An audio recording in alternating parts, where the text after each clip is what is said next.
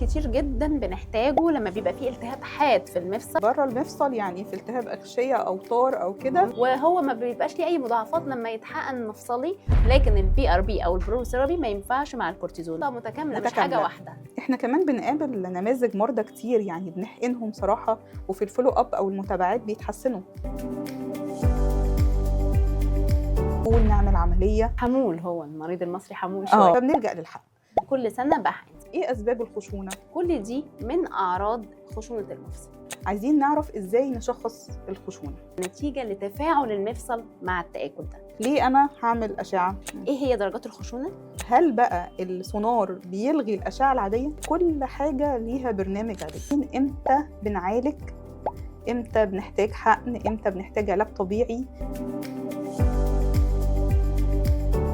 هو طبعا حقن الكورتيزون بعبع بالنسبه لناس كتير، لكن احنا ساعات كتير جدا بنحتاجه لما بيبقى فيه التهاب حاد في المفصل وانا عايزه اقلل الالتهاب ده بصوره واضحه، وعلشان نبتدي الخطه العلاجيه بتاعتنا، فما عنديش الا حقن الكورتيزون.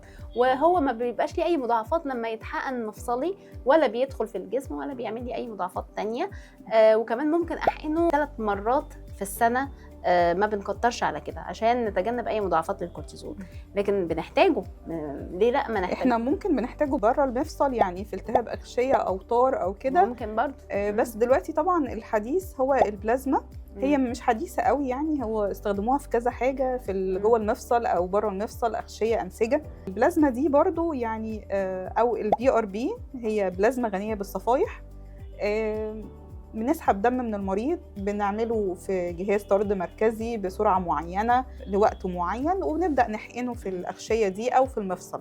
طبعا هو بيستخدم، بس بيستخدم في الخشونة المبكرة شوية، يعني الدرجة الأولى أو الثانية ممكن أستخدمه عشان يجيب نتيجة فعلا. بالظبط. في دكاترة كتير بيستخدموه في درجات أكتر من كده، بس صراحة يعني النجاح بتاعه أقل شوية. صح يا دكتورة صفاء؟ بتبقى أقل طبعا نسبيا على حسب برضو كل مريض. والبي ار بي ده بيفكرنا بالبروثيرابي، هو نفس تقريبا طريقة الشغل بتاعتهم واحدة. العلاج التكاثري اللي هو البروثيرابي اللي هو العلاج التكاثري، ان انا بحقن المفصل، انشط المفصل ان انا يعيد بناء نفسه. البي ار بي برضو شغلها كده، ان المفصل يعيد جزء اللي تلف منه، بس الفرق ان انا البي ار بي باخدها من المريض، باخد الجروس فاكتور او المواد البناءه اللي موجوده في البلازما واحطها على طول في المفصل فتعمل البناء. لكن البروثيرابي ان انا بعمل حقن ديكستروز او سلاين محلول يروح عامل لي تنشيط للمواد او تجديد للمواد اللي موجوده اصلا بالفعل، ان هي تنشط الموضوع وتعيد بناء الجزء التالف. فهي الفكره ان انا احسن التلف اللي موجود في المفصل.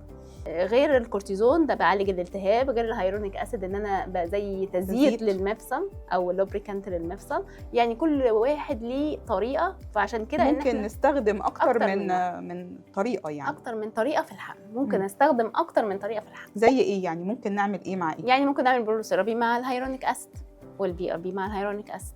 الكورتيزون لو في التهاب شديد في المفصل بيفضل ان انا احقن الكورتيزون لوحده يقلل الالتهاب، وممكن بعديه احقن هيرونيك اسيد، او ممكن معاه في نفس السيشن هيرونيك اسيد. لكن البي ار بي او البروثيرابي ما ينفعش مع الكورتيزون، لان الاكشن بتاعهم عكس بعض.